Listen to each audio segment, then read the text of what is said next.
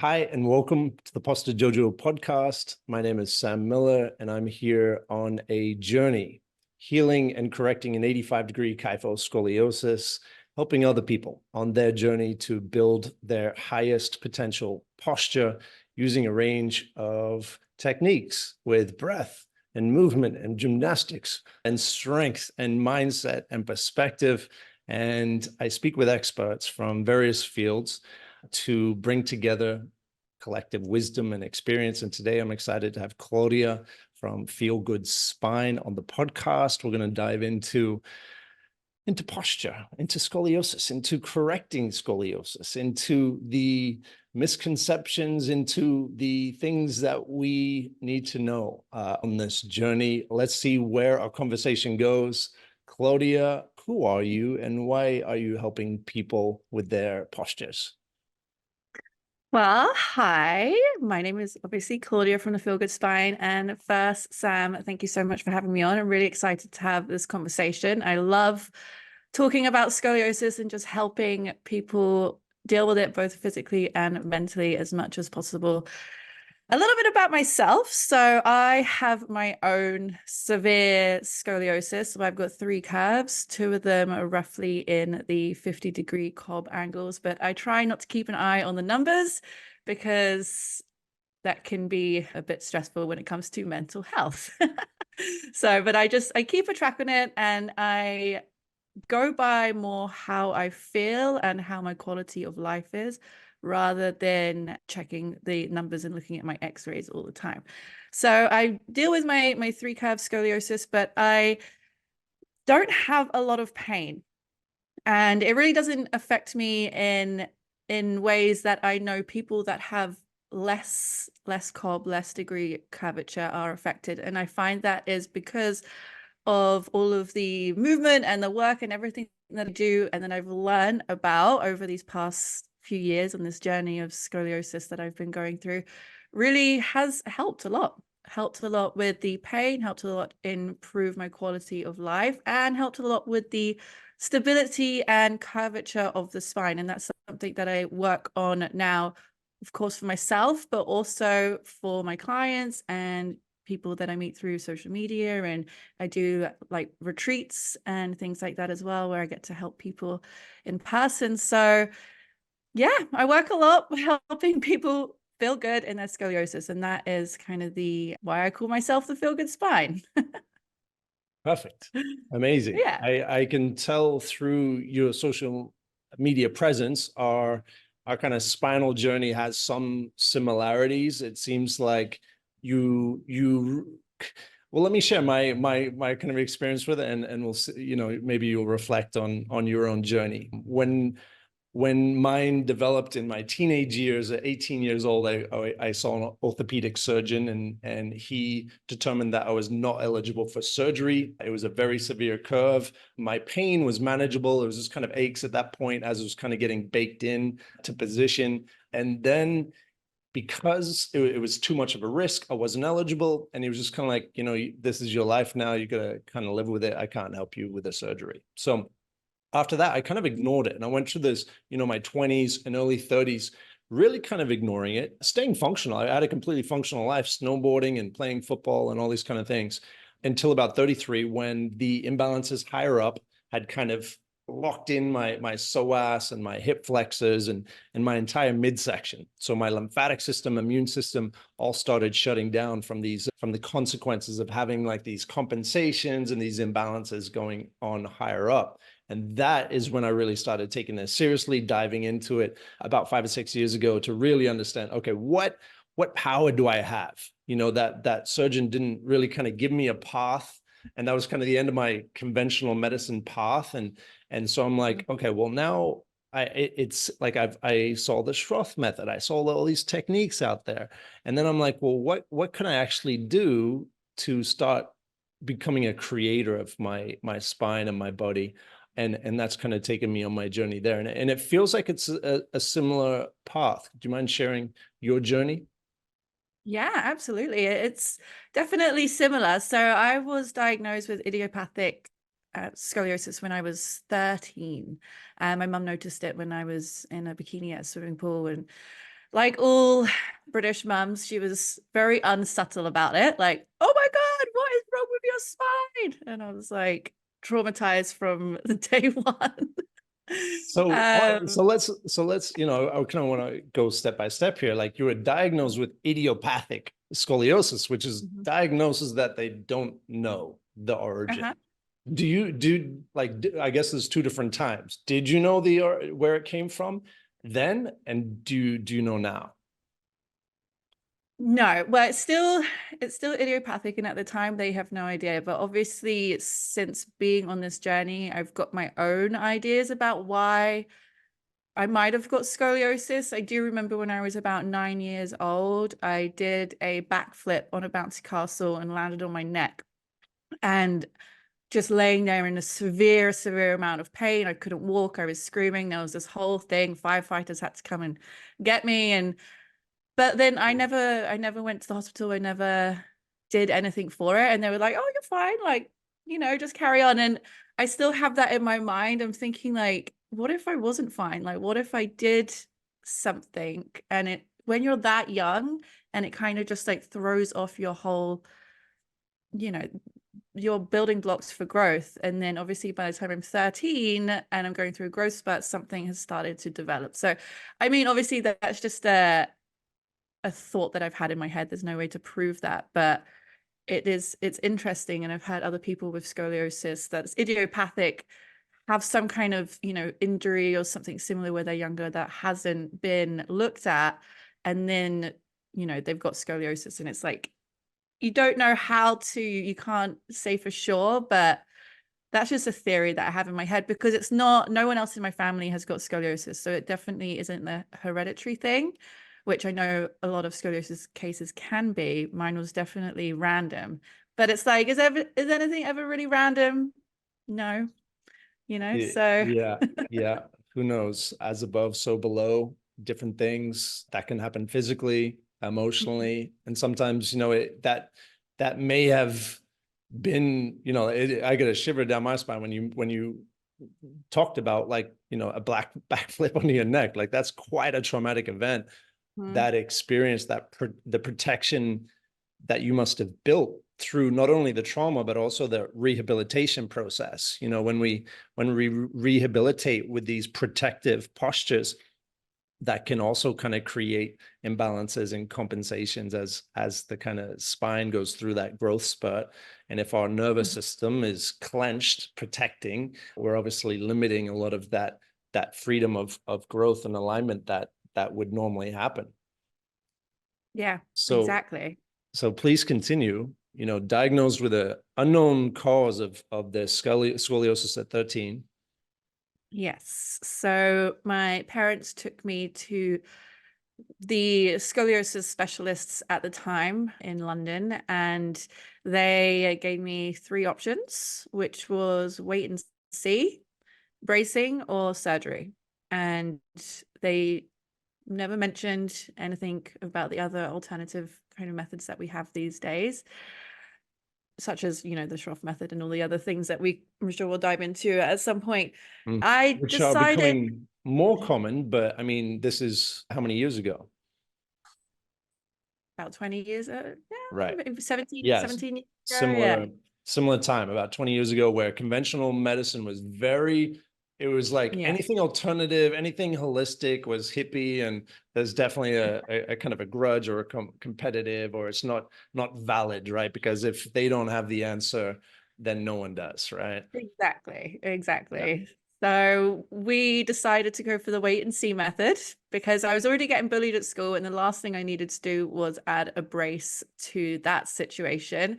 And I don't regret that decision. I still stand by that. And my scoliosis at the time wasn't severe enough to get surgery. And again, I wasn't going to do that unless I absolutely had to do that. So we just did the wait and see method. And obviously it progressed. So when I got into my 20s, that was when I started to think, I should do something about this, or at least look into it. So I went to see osteopaths, physiotherapists, chiropractors, did the whole thing, and it didn't really get anywhere, didn't really learn about my scoliosis, continued to pretend that it didn't really exist because it wasn't causing me any issues, and I just didn't want to have to deal with that as someone in my 20s. So it wasn't until the end of my 20s that I really started to notice that it had progressed quite significantly. And I got an x-ray, and then that's when I found out that we were now in the 50s from, I think, when I was 13, it was more like 20 degrees something. So it obviously progressed quite significantly. And I'm a personal trainer and a yoga teacher. So through a lot of my 20s, I was doing a lot of really crazy yoga poses and really heavy weightlifting, and probably not with the best technique or thoughts about my body. I just wanted to like get big and build muscle and be really strong and ignore my scoliosis, which I don't think was the best idea. I mean, it's good. It was good to stay strong and active and mobile, definitely, but ignoring your scoliosis is definitely not the way to go about it. So it wasn't until I think I had like a mental breakdown at the age of 29, just like, my scoliosis is getting worse. I've got to do something about this. And then went down the rabbit hole of finding out that there wasn't really much help out there, especially in the world of personal training, fitness with scoliosis, yoga with scoliosis.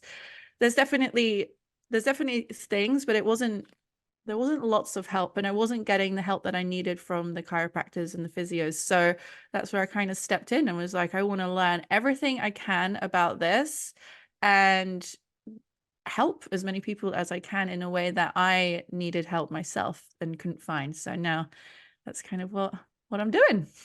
Amazing. I'm definitely on that mission to really give that person, that child, really, that teenager who is, who isn't going to do surgery, and they're facing life with this condition or with this shape, and they're not really empowered by that conventional system to do something about it, right? I remember that feeling of being powerless, and that's why it was really rough mentally to look forward at a life of thinking, oh, I'm going to be like this forever.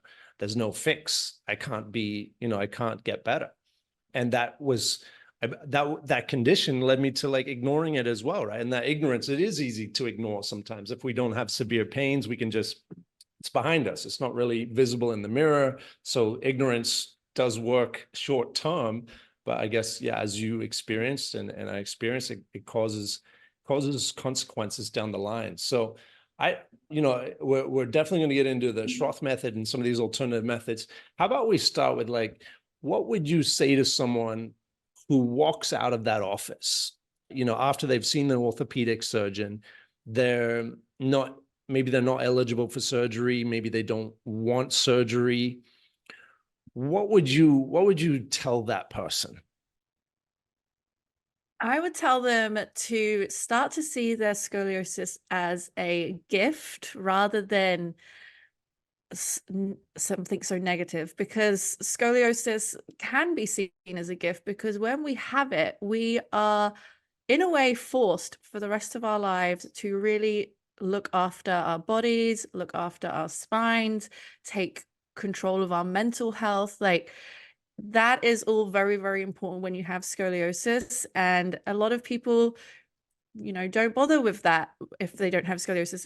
And in a way, it can be seen as a gift. So when you are coming out of that room, you got to think, okay, I have this. I have to take control of this. I have to stay positive about this situation. I've got to spend the rest of my life prioritizing my health, my fitness, every pillar of health, sleep, nutrition, to really live the best life that you possibly can whilst looking after your scoliosis. And doing that comes from learning everything you can about your curve, getting an x-ray, getting educated on what scoliosis is, because it's so much more than just a lateral curvature of the spine. It affects the whole body from your head all the way down to your feet. So using, again, that gift of scoliosis to start to understand the human body and then working with a scoliosis specialist or someone that understands scoliosis to know what exercises to do to really help the curve. And on top of that, staying active, healthy, fit, and just enjoying your life the best way that you can. But scoliosis doesn't have to be such a negative thing all the time. It can have many positive aspects, including the amazing community that we all have online. There's many of us with scoliosis. You're not alone on your journey. And acceptance is key, because I feel like that's something that I didn't do for a very long time, and that just made things a lot worse. So acceptance, staying positive, learn about your curve, and then use it as a tool to have to look after your body for the rest of your life. Beautiful. I agree. It is a gift. It is a journey that takes you into a profound connection with your body and your mind. We all have different things to work through. Every person, whether it's physically or mentally, with their family, with relationships, everyone's working on something, and working on this takes you on a very profound journey through your breath and through your body, and learning delayed gratification, learning discipline, learning consistency is something that provides rewards in a lot of other areas in your life as well, right? It is part of that gift, because if you do want to have these changes, just like any fitness protocol, you do have to do it consistently and with discipline. And so all of this journey, all of this path that you're going to go on is going to provide a lot of fruits in a lot of areas in your life, mentally and physically. So I think that's a very encouraging message to say to someone. I think that's a great thing to say. A lot, I think we know one of the most common questions is, can I fix it? Can I fix my scoliosis? And sometimes it's like, what's the one thing I need to do to fix that scoliosis, right? I want to look for the easiest. I just want to do that one thing that'll fix it so I can go back to living my life. What do you say to those people? I love that. It's very true. I get a lot of DMs like, what is this? What is the one exercise I can do to fix my curve? And I wish so much that it was that easy.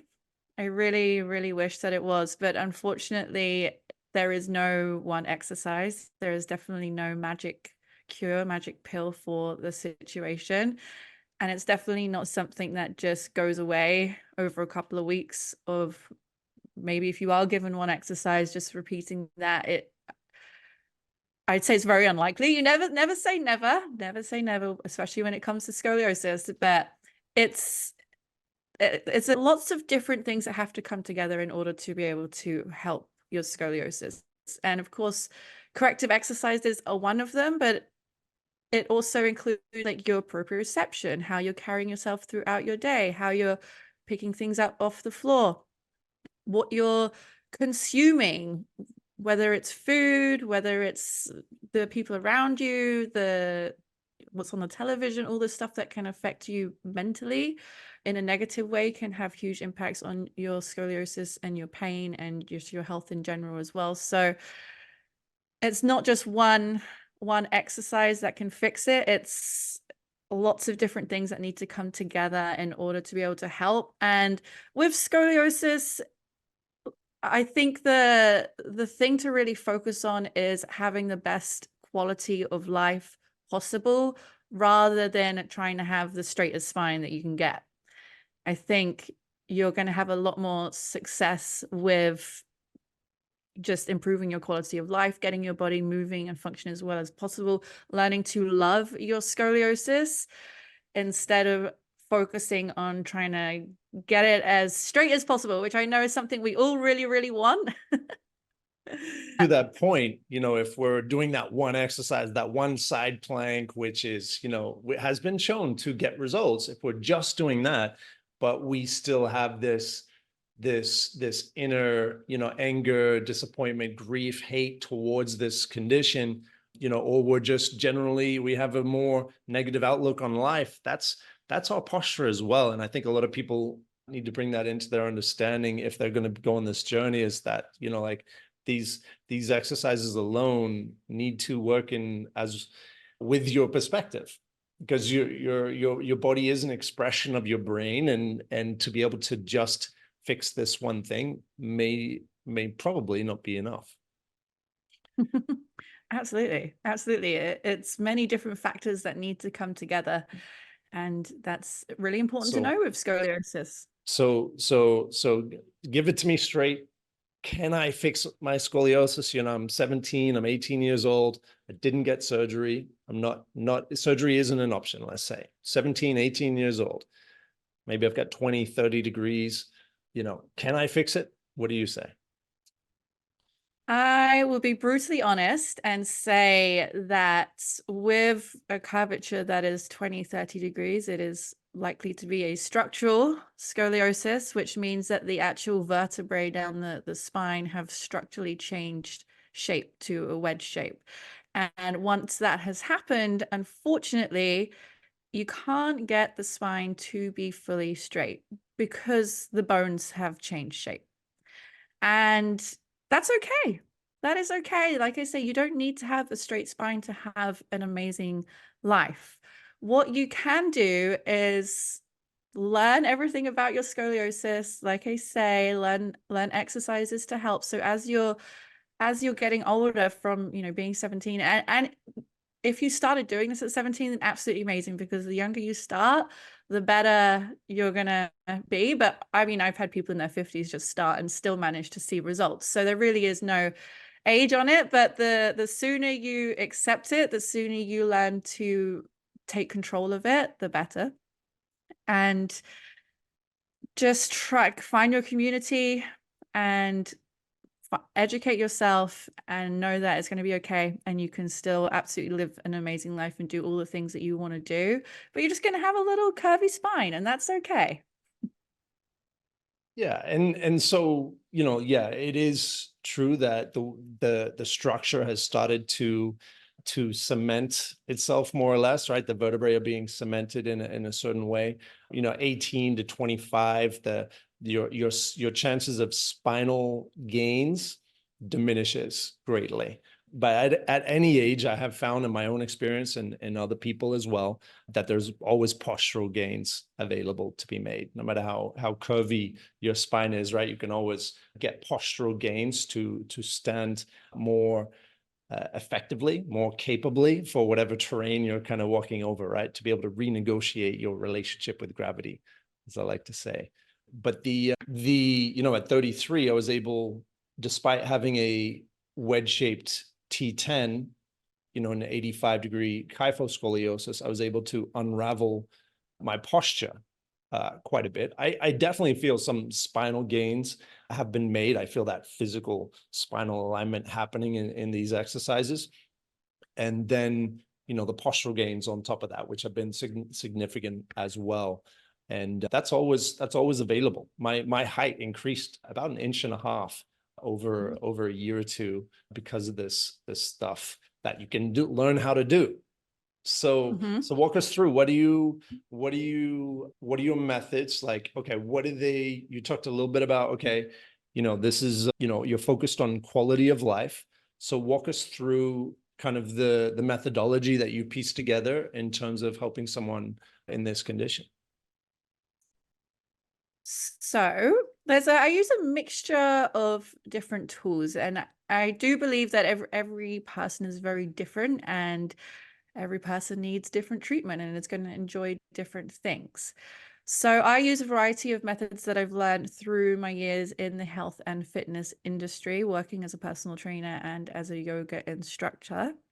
I also dive very deep into the Schroff method and have worked with Schroff therapists as well to really understand that. I think the Schroff method is amazing in so many ways, and has definitely been proven to reduce the curvature and the rotation of scoliosis. So it is possible to do that. Don't let anyone ever say that you can never decrease your curve, because like you said, and you've experienced, you have as well, and I have, and some days are better than others. Some days you have more of a curve and some days you don't. So It definitely has some movement, but I work a lot on the fascia lines to start, really. I love doing a lot of myofascial release and trying to get as much movement through our fascia, through our connective tissues as possible, especially in the very tight concave areas where things are very restricted and really need to be opened up. So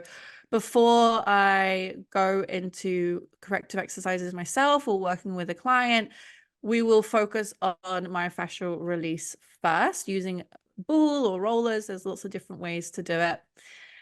Then I like to move on to lengthening. So one thing when you have scoliosis is finding length is just one of the most important things that you can do on a daily basis. So always there's many different ways to do this.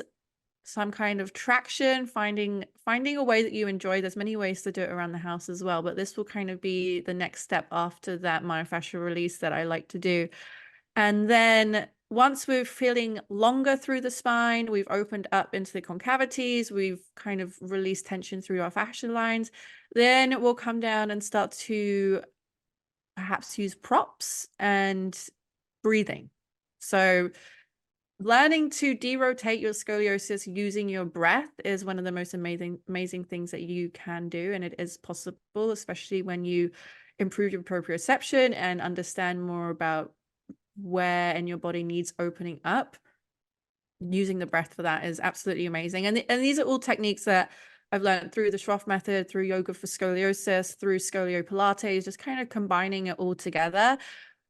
Only once you've mobilized and you've started to lengthen and derotate, then we start to work on perhaps trying to strengthen the body in that position. So that takes time. I think learning how to correct your scoliosis, learning how to bring yourself back into a better alignment, reinstating your plumb line, all of that is very important first, and then going into the strengthening work and stability once we have that alignment. And it looks very different for everyone. There's no one exercise for every person that works for everyone. It has to be very specific to the curve type. But yeah, and then once we start strengthening, it's about learning to move the body with a better alignment, with better posture, not only during sessions, but just throughout the day. I try and get my clients to really understand like how they're sitting, how they're standing, how they're waiting in line at the coffee shop, all those things, because once you start to understand that your body wants to slip into its scoliosis, it wants to take the path of least resistance, it wants to conserve energy, and we have to try and prevent that, try and stop it from happening, which can be a very tiring process. It's not easy, especially when you first get started, but it gets easier. It gets easier the more you practice and the more consistent you stay. Consistency is very important. So that's just the kind of idea of the kind of things that I work on and do for myself and with my clients. Amazing. Very, very similar as well. Unlocking, aligning, and building strength. You know, the core steps, right? People want to jump into, oh, I heard that the concave, the collapsed side is weaker, so I'm going to strengthen that side, you know, to fix it. And it's like, yeah, but there's, you know, depending on how many years you've been ignoring this or been putting this off or been living with this path of least resistance, as you put it, right? The body does look for that, and our mind too. That's why our mind asks, what's the one thing that I can do to fix this, right? We're always looking for that shortcut.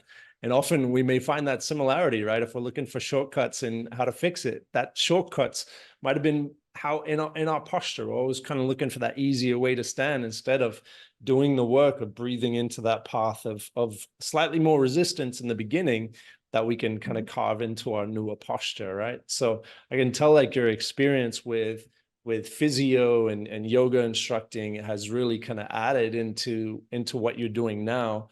And as you were saying, right, the key is in consistency. And I think we know that the key to consistency is something that you enjoy. So you mentioned that you're looking for ways to enjoy doing this, because that's when you're going to make it a priority and actually get that consistency that's required to get the results, right?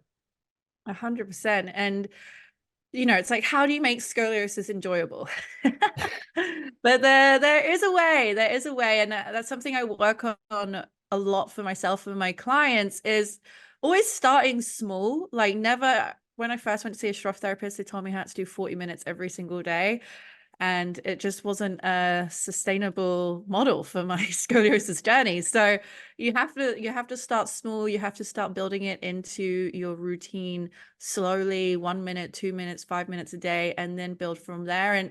And some days are going to be better than others, but to make it fun, I always encourage my clients to maybe listen to a podcast like this whilst they're doing their exercises, or having their favorite music on, or just finding something that you enjoy, and having that going on whilst you're trying to do your corrective exercises. And I also like to make it a time for you. It's a time for you to slow down. It's a time for you to look after your body, look after your spine health, maybe do a little bit of meditation. I always find when you are doing corrective exercises, when you're doing the breath work, it is like a form of meditation. And to just enjoy that time that you, like you say, like scoliosis is a blessing. Like, you have to take your time, this time for yourself. And instead of looking at it like, oh, I have to do my corrective exercises, try and change the mindset to be like, I get to do my corrective exercises. I am lucky that I have this tool. I am lucky that I get to spend this time to myself. And it just becomes a lot more of a better experience. 100%. 100% agree.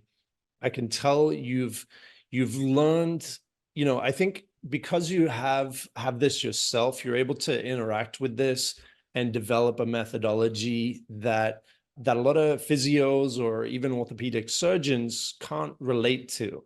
And I think the system that we certify and we give authority to people who go through these tracks, who there's a lot of benefits to it. And, I'm not like kind of, paying out the whole, like knocking down the entire system. There's value to the system, but I've just seen that when people go down a certain track to become a healer or a practitioner or a doctor or a surgeon, whatever it is, once they're certified, that's where their learning kind of ends. And I can tell you've collected a lot of these newer alternative methods and kind of put them together. I'm curious, where is your curiosity, your learning at the moment taking you in terms of, understanding how to help people with this condition? Well, I've definitely learned that it's much more than just looking after the spine. It's a whole body issue, and it's a mental issue as well. So when I first started this journey, it was, how do I correct my spine? How do I, get it longer? All those Right. kind of mindset things. And you learn all about that. And once you actually start getting into the world and working with other people, and you realize it's much bigger than just trying to decrease the cob angle. It's about getting the whole body functioning, and getting your mind to really learn to understand and appreciate the situation. So I'm still learning. I'm forever a student. There is still so much more to learn, and I'm really excited about this year. I want to go deeper into functional movement for the body, deeper into fascia and how that is all connected throughout the body. I find that fascinating. And also mental health and regulating the nervous system, and how all of those tools can be combined to help scoliosis. Because I feel like this year past, I really just learned a lot about scoliosis and the corrective exercises for it. And now it's like, okay, how do we take this further? Because it's more than just that. And like you say, it's like you go to the physio, they'll give you an exercise to do, and they'll send you on your way. But it's more than that. We need more than that. And it's not something that can just be fixed with one exercise over, a couple of weeks of doing it. Yeah. And so it's adding in dimensions of the mind and lifestyle and perspective, and it's adding in layers, right? Because it is about much more than the spine. The spine is kind of the puppet.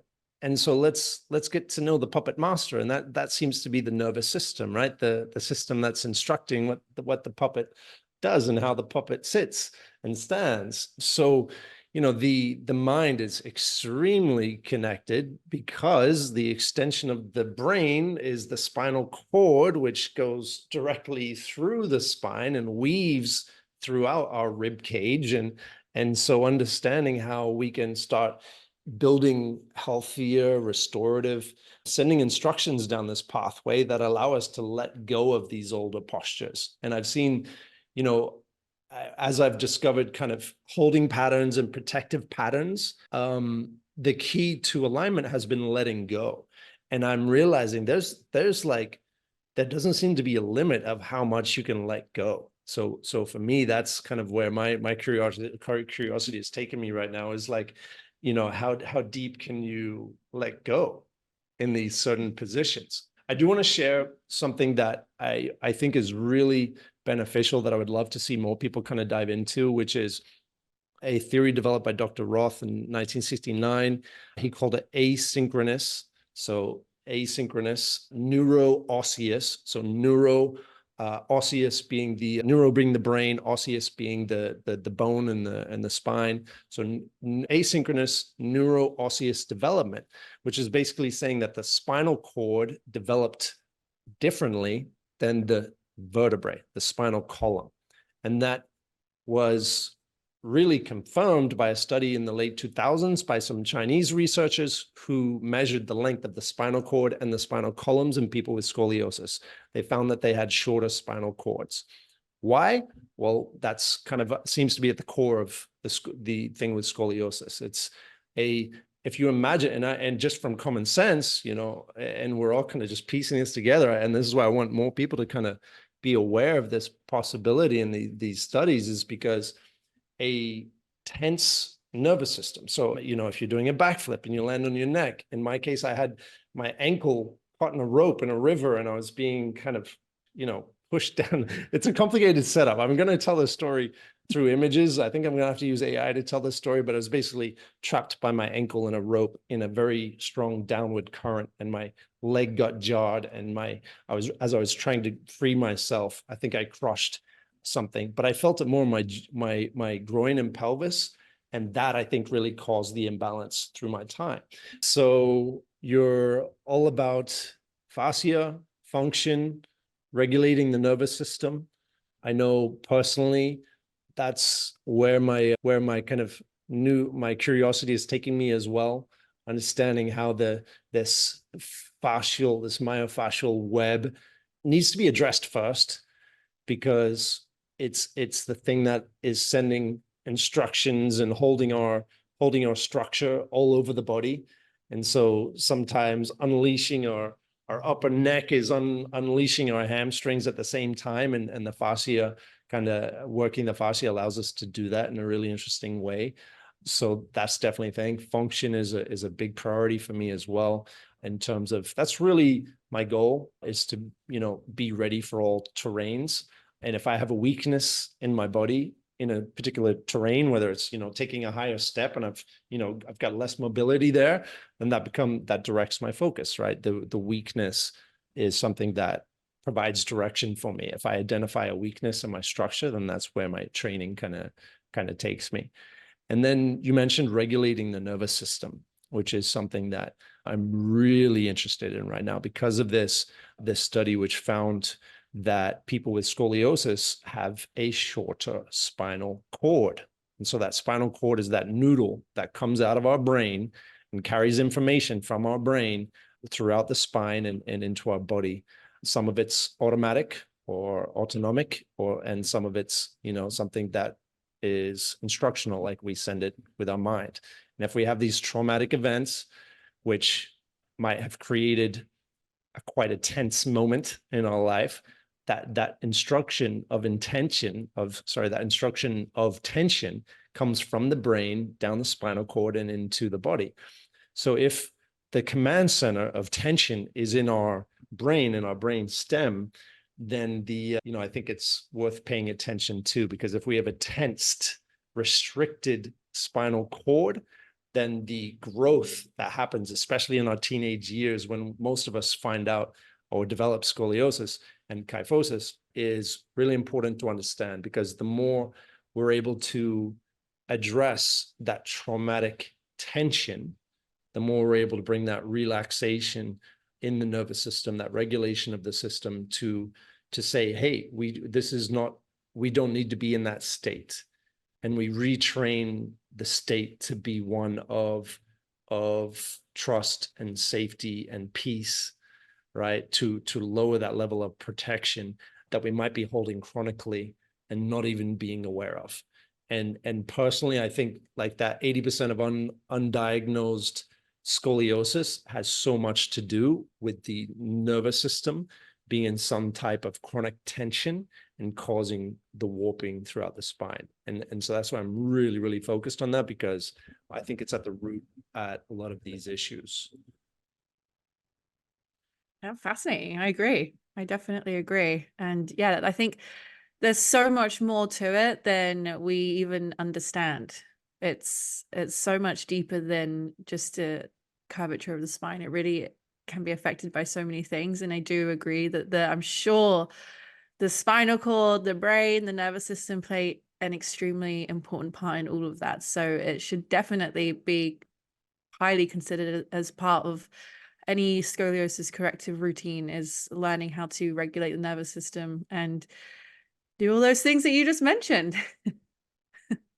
Yes. So where can people find you? What kind of offerings do you have at the moment to help people in various kind of postures? So I have my website, feelgoodspine.com, where I have a membership site that is obviously for people with scoliosis or fusion, that focuses a lot on fitness and scoliosis health. So a lot of education on scoliosis, corrective exercises for different curve types, building a scoliosis routine. Like, how does that look? What do you have to do? All the little techniques to help with pain and trying to slow or stop the curve progression. And of course, fitness and yoga as well on there. So I also do weekly live classes with that as well, which is fun. I've actually got that class in an hour. So I'm looking forward to that. I have my community there. Lots of people with scoliosis and fusion, and they're just all awesome and amazing. And it's so lovely to get to meet and chat with other people that have scoliosis. So I have that. And I also do private like one-on-one sessions with people virtually, which is amazing as well. It's so good to be able to help people from all around the world, not just in Vancouver, Canada, where I'm currently located. So that's my main kind of scoliosis things that I have going on at the moment. I also have scoliprops.com, which is a props for scoliosis that I just started literally a couple of months ago, and it's like the Schroth rice bags that can help you with the derotation of your scoliosis. So when you get into those corrective routines, having props is very, very helpful, as well as myofascial release balls and bands, like workout bands and stuff like that. So that's just like a fun little side project that I have going on at the moment, because as someone with scoliosis, I've also noticed how difficult it can be to actually find equipment to help you with it, especially the rice bags. And the equipment that I have, I try and make it kind of fun and cool as well. So there's no like boring props in Scolio props. It's all kind of fun. I got like aliens and goats and stuff, and just try and make scoliosis as fun and lighthearted as possible, because otherwise it can be a pretty negative experience. So try to change that. Yeah, well, good on you for that. I think the conventional system has let a lot of people down, and it's taken people like us to kind of step up and kind of put together these guides to say, hey, like you're not powerless. You do have this ability to do something about it, and to create a spine that feels good, a body that feels good. Let's wrap up with that. What does it feel like to have a feel good spine? Feels amazing. I feel the most confident and in love with my spine than I ever have done before in my entire life. And that has not been a quick or easy journey, but we have got there, and it's worth it. It's it takes time, it takes consistency, it takes energy, but it is possible to have a feel-good spine. It is possible to love your scoliosis, to look after your scoliosis, and to make it better, both physically and mentally. Exactly. And that, you've mentioned a couple times, it is loving your scoliosis and loving the scoliosis. I mean, it's really loving your spine, right? We don't need to love a label of it, but it is loving yourself that is going to create that healing and create that acceptance and to create that forgiveness that may be required to create all of the mental conditions really that are required to calm the nervous system, right, in that state of safety and strength and confidence, as you were mentioning, like that is kind of, I think, at the core of this healing journey. So thank you for bringing it all together and doing what you do. It's clear that your path has kind of set you on a path to help other people, right? And you've transmuted your weakness into your strength, and it's inspiring. So thank you for doing what you do. Oh, thank you so much. And likewise to you. I'm so glad that there are people like us out in the world doing this and making scoliosis much less daunting. Amazing. All right. Thanks, Claudia. Thank you.